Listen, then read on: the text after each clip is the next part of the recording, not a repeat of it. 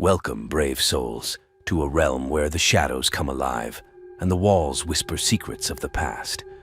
Tonight, we delve into a tale that will send shivers down your spine and make you question every creak and groan you hear in the dead of night.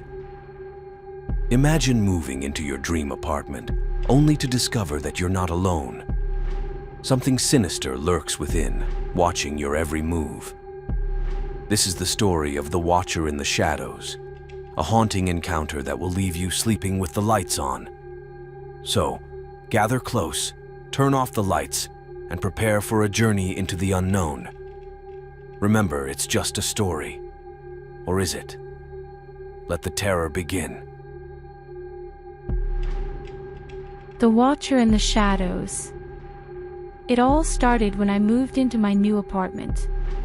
The rent was surprisingly low for such a spacious place, and I thought I had landed a great deal. The building was old but well-maintained, with a charming vintage elevator and ornate wooden banisters. My apartment was on the 4th floor, with a large bay window that offered a stunning view of the city skyline. The first night was uneventful. I unpacked a few boxes, ate some takeout, and went to bed early, exhausted from the move. It wasn't until the second night that I noticed something strange. As I was drifting off to sleep, I heard a faint, rhythmic tapping. It sounded like it was coming from the walls. I brushed it off as the building settling or perhaps the plumbing. But the tapping continued every night, always around the same time. It started to grate on my nerves. One night, unable to sleep, I got out of bed and followed the sound.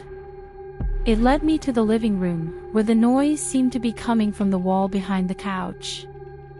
I pressed my ear against the wall and heard a whispering voice, too soft to make out the words. A chill ran down my spine. I decided to mention it to the building superintendent the next day. Mr. Hargrove was a grizzled man in his 60s, with a permanent scowl etched into his face. When I told him about the noises, he just shrugged. "Old buildings make noise," he said dismissively. "It's nothing to worry about." Unsatisfied, I did some research on the building. I discovered that it had a dark history. Back in the 1920s, it was a boarding house. There were rumors of mysterious disappearances and strange occurrences. Some said the building was haunted. I tried to ignore the tapping and the whispers, but they grew louder each night. I started to notice other odd things. Objects would be moved when I knew I hadn't touched them. Doors would creak open on their own. I felt like I was being watched. One evening, as I sat on the couch, the tapping started again. This time, it was accompanied by a low, guttural growl. My heart pounded as I turned to see a shadowy figure standing in the corner of the room. It was tall and thin, with long, spindly fingers that seemed to stretch impossibly far. I froze, unable to move or scream. The figure glided towards me, its eyes glowing a sickly yellow. It stopped just inches from my face, and I could feel its cold breath on my skin. Then, just as suddenly as it had appeared, it vanished. Terrified, I packed a bag and fled to a friend's house. I refused to go back to the apartment alone. The next day, I called a paranormal investigator. He arrived with his equipment, ready to debunk my fears. As he set up his devices, the atmosphere in the apartment grew heavy. The investigator looked worried. He turned to me and said, "There's definitely something here." He conducted a séance, trying to communicate with whatever was haunting the apartment. The air grew colder, and the lights flickered. The investigator's face went pale as he spoke to the entity.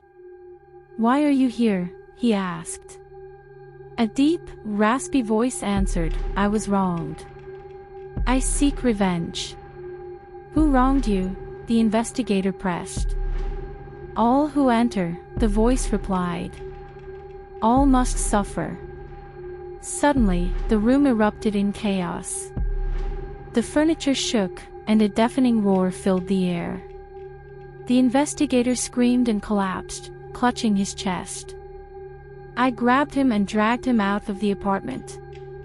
He survived but refused to talk about what happened. I never set foot in that apartment again.